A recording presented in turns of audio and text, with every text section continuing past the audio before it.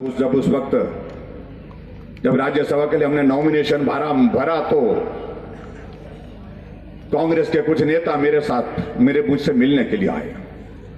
कहने लगे कि आपका नॉमिनेशन अगर ना भरा जाए तो आपकी पार्टी की ओर से उचित रहेगा। यहां हिमाचल प्रदेश में परंपरा रही है कि प्रचंड बहुमत के साथ जब सत्ता किसी दल की होती है तो सर्वसम्मति बनाई जाती है। हमने कहा आपका सुझाव आया, आपका अभिनंदन है, लेकिन हमने तय किया है अब की बार चुनाव लड़ेंगे।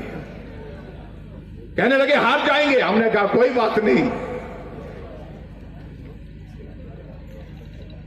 कहने लगे कि आपकी बेइज्जती होगी। हमने कहा कोई बात नहीं।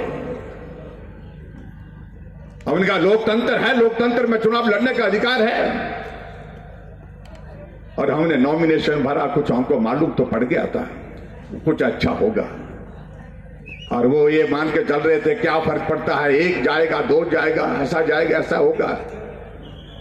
और परिणाम जब आपके सामने आए तो वही विधानसभा का परिसर था। ये कैसे हो गया, ये कैसे होगा। उनसे ही हम कह रहे हैं जो बार बार हमसे पूछते थे कि हमको बताओ भाई कैसे होगा, तो हमने उनको कहा भाई ऐसे होगा।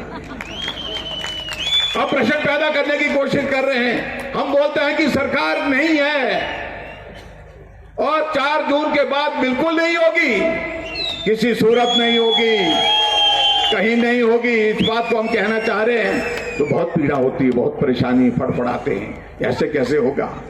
फिर गिनने लगते हैं इतनी सीटें हैं हमारी हैं, इतनी आपकी हैं। मैंने कहा गिनती तो आप लोगों ने पहले भी की थी।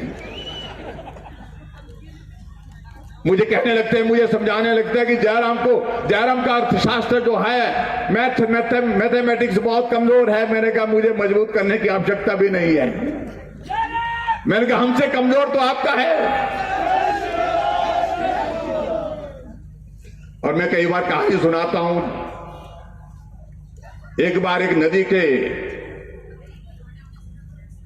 पानी के बहाव को देखते हुए एक परिवार जा रहा था, एक कुनवा जा रहा था। वहां पर उन्होंने देखा कि पानी का बहाव तेज है, इसमें डूब जाएंगे। लेकिन एक आदमी था, वो बड़ा भारी मैथमेटिक्स के